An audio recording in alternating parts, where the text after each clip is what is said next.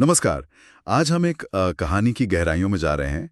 इसका शीर्षक है बेटे की लालच में बहन ने भाई की जिंदगी से खेला। जी, और ये कहानी हमें मिली है लालच का जाल और रिश्तों की डोर नाम के स्रोत से। हाँ, तो ये कहानी है एक भाई और बहन की, रमेश और सीमा।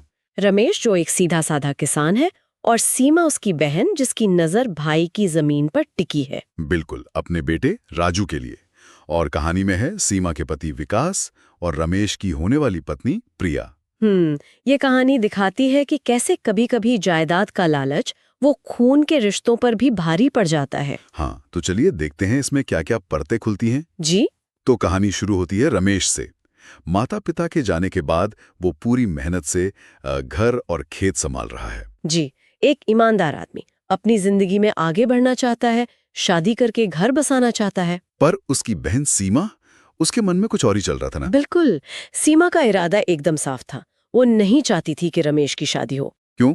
मतलब क्या सोच थी उसकी? सोच ये थी कि अगर शादी हो गई तो जमीन बंट जाएगी या बहू के नाम हो जाएगी। वो चाहती थी कि किसी भी तरह वो जमीन आखिरकार उसके बेटे राजू को मिल जाए। अच्छा। हाँ, और ये सोच ही अपने आप में दिखाती है कि लालच कैसे रिश्तों की बुनियाद को हिला देता है। और इस इरादे को पूरा करने के लिए उसने जो रास्ता अपनाया वो तो और भी परेशान करने वाला था। हाँ, जब रमेश का रिश्ता प्रिया नाम की लड़की से तय हुआ तो सीमा ने क्या किया, उसने प्रिया के बारे में गांव में झूठी बातें फैलाना शुरू कर दी। उसके चरित्र पर कीचड़ उछाला। ये बहुत अहम बात है। देखिए, अफवाहों का इस्तेमाल करना सिर्फ झूठ बोलना नहीं है। हाँ, ये दिखाता है कि कैसे कोई संपत्ति के लिए दूसरे की इज्जत, उसकी सामाजिक प्रतिष्ठा, उसको भी दांव पर लगा सकता है।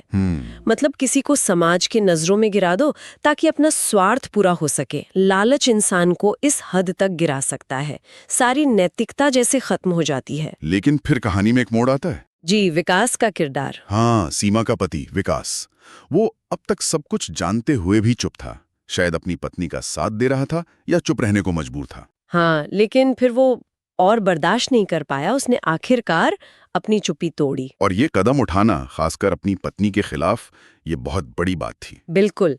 विकास का पहले चुप रहना और फिर सच के लिए खड़ा होना, ये कहानी का सिर्फ एक मोड़ नहीं है। तो ये असल में समाज में जो अक्सर चुप्पी दिखती है ना, उस पर भी सवाल है। कई बार लोग गलत होते हुए देखते हैं पर बोलते नहीं। हाँ, रिश्तों का लिहाज करके या झगड़े से बचने के लिए। जी, विकास की चुप्पी भी एक तरह की मौन सहमति जैसी थी, और जब वो बोला तो उसने उस सहमति को तोड़ा, अन्याय के खिलाफ आवाज उठाई। और आवाज भी कहाँ उठाई? सीधे गांव की पंचायत में, सबके सामने। हाँ, ये हिम्मत का काम था।